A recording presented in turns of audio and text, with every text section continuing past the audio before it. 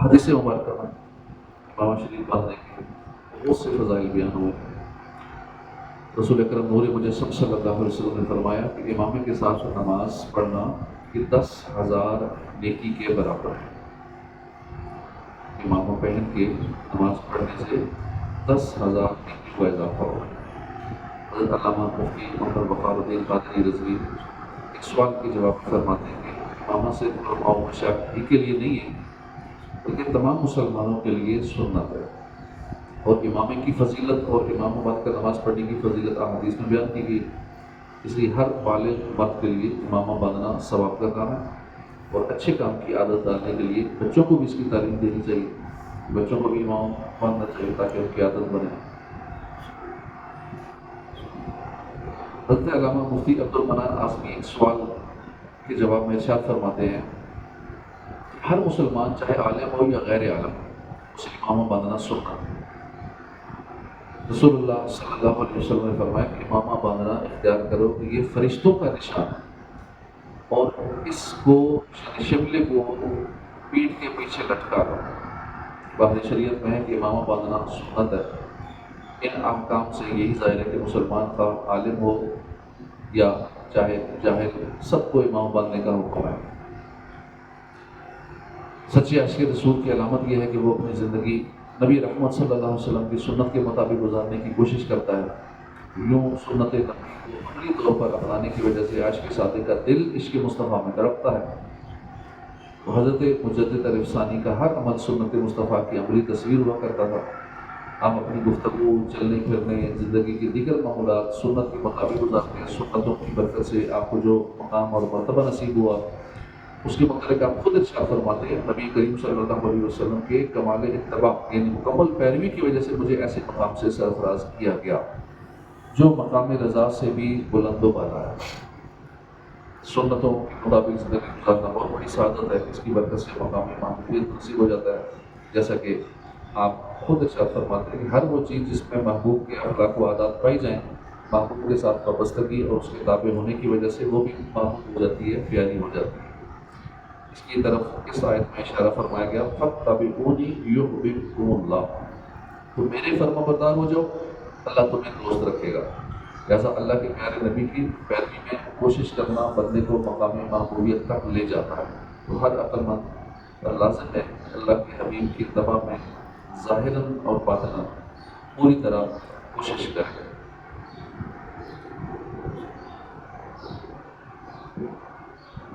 مجدد عرف ثانی قدس سرہ نورانی کے 11 اقوال۔ حلال و حرام کے معاملے میں ہمیشہ باعمل علماء سے رجوع کرنا چاہیے اور ان کے فتاویٰ کے مطابق عمل کرنا چاہیے، کیونکہ نجات کا ذریعہ شریعت ہی ہے۔ احکام شریعت کی صحیح نوعیت علماء آخرت سے معلوم کیجیے کہ ان کے کلام میں ایک تاثیر ہے، شاید ان کے مبارک کلمات کی برکت سے عمل کی بھی توفیق مل جائے۔ تمام کاموں میں ان باعمل علماء کرام کے فتاویٰ کے مطابق زندگی بسر کرنی چاہیے، جنہوں نے عزیمت کا راستہ اختیار کر رکھا ہے اور رخصت سے اجتناب کرتے ہیں یعنی بچتے ہیں، پلیز اس کو نجات ابدی اور اخروی کا ذریعہ و وسیلہ قرار دینا چاہیے۔ نجات آخرت تمام افعال و اقوال، اصول و فروع میں اہل سنت کی پیروی کرنے پر موقوف ہے۔ سرکار دو عالم صلی اللہ علیہ وسلم کا سایہ نہ تھا۔ اللہ اپنے خاص علم غیب پر اپنے خاص رسولوں کو مطلع فرماتا ہے۔ حضور کے تمام صحابہ کرام کو ذکر خیر کے ساتھ یاد کرنا چاہیے، یعنی بھلائی کے ساتھ یاد کرنا چاہیے۔ صحابہ کرام میں سب سے افضل حضرت سیدنا ابوبکر صدیق ہیں، پھر ان کے بعد سیدنا فاروق اعظم۔ ان دونوں باتوں پر صحابہ کرام اور تابعین کا اجتماع ہے۔ نیز امام اعظم ابو حنیفہ، امام شافعی، امام مالک، امام احمد بن حنبل اور اکثر علماء اہل سنت کے نزدیک حضرت سیدنا فاروق اعظم کے بعد تمام صحابہ کرام میں سب سے افضل سیدنا عثمان غنی ہیں، پھر ان کے بعد سب سے افضل سیدنا مولا علی کرم اللہ تعالیٰ وجہ الکریم ہے۔ مجلس میلاد میں اگر اچھی آواز کے ساتھ قرآن کریم کی تلاوت کی جائے، نعت شریف اور صحابہ و اہل بیت اور اولیاء کاملین کی منقبت پڑھی جائے تو اس میں کیا حرج ہے؟ حضور تاجدار رسالت صلی اللہ علیہ وسلم سے کمال محبت کی علامت یہ ہے کہ آدمی حضور کے دشمنوں سے کامل دشمنی رکھے۔ حضرت سیدنا مجدد علیہ السلام فرماتے ہیں گانے بجانے کی خواہش مت کیجیے، نہ اس کی لذت ہوگی بلکہ داموں کو یہ شہد ملا قاتل زہر ہے۔ مزہ تو اس میں آتا ہے وقتی طور پہ، لیکن اس شہد میں، اس مزے میں، اس مٹھاس کے اندر زہر ملا ہوا ہے۔ اس لیے موسیقی سے خود ہی بچیں، اور سوشل میڈیا پہ لوگ جو اپنی ویڈیو تصویروں میں بیک گراؤنڈ پہ میوزک چلا دیتے ہیں، اور پھر وہ آگے جب تک ویڈیوز یہ وہ چلتی رہتی ہیں، میوزک لوگ سنتے رہتے تھے، گناہ جاریہ کا ذریعہ اس لگانے والے کے کھاتے میں گناہ ہوتا ہے۔ تو اپنی زندگی میں ایسی تمام ویڈیوز کو، ایسی چیزوں کو ڈیلیٹ کر دیں جو گناہ جاریہ کا ذریعہ بن چکی ہیں، کیونکہ اگر اسی طرح مر گئے، قبر میں چلے گئے، تو جب تک لوگ سنتے رہیں گے ویڈیو، لوگ میوزک سنتے رہیں گے، بد نگاہی کرتے رہیں گے، تو قبر میں سزا ملتی رہے گی۔ پھر پیچھے سے ڈگری کس نے کرنا ہے؟ اپنی زندگی ہی میں ایسی چیزیں ڈیلیٹ کر دینی چاہیے۔ سوشل میڈیا پہ اس کو پازیٹیو استعمال کریں، اپنی آخرت کی بہتری کے لیے استعمال کریں، اس پہ ایک ایسا ڈیٹا چھوڑ دیں کہ قبر میں ثواب پہنچتا رہے، لوگ سنتے رہیں، دیکھتے رہیں، نیکیاں ملتے رہیں، نہ کہ اس کا الٹ کرے، قبر میں عذاب ہوتا رہے۔ گانے باجے سننا، سنانا شیطانی افعال ہے۔ سعادت مند مسلمان ان چیزوں کے قریب بھی نہیں بھٹکتے۔ گانے باجوں سے بچنا بے حد ضروری ہے، اس کا عذاب کسی سے بھی نہ سہا جا سکے گا۔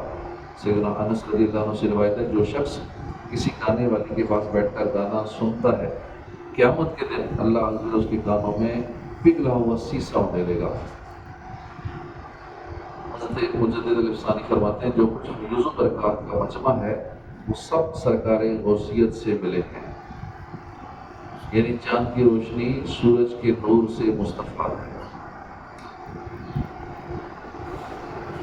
حضرت مجدد ثانی اور امام اہل سنت، ان دونوں کا نام احمد ہے۔ دونوں بزرگوں نے اپنے اپنے والد سے علم دین حاصل کیا۔ دونوں حضرات کی تمام عمر اسلام کے خلاف اٹھنے والے فتنوں کی سرکوبی میں بسر ہوئی۔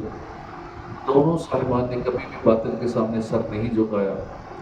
دونوں اولیاء کرام کا وصال سفر مظفر میں ہوا۔ یہ اعلیٰ حضرت اور ان میں یہ کافی چیزیں پائی جاتی ہیں۔ تو اللہ کے نیک بندوں کا جہاں تذکرہ ہوتا ہے، اللہ کی رحمتوں کا نزول ہوتا ہے۔ ہم نے مجدد ثانی رحمۃ اللہ علیہ کے بارے میں ان کا تذکرہ سنا۔ اللہ پاک کی برکتیں ہمیں بھی نصیب فرمائے، آمین بجاہ نبی الامین صلی اللہ تعالیٰ علیہ وآلہ وسلم۔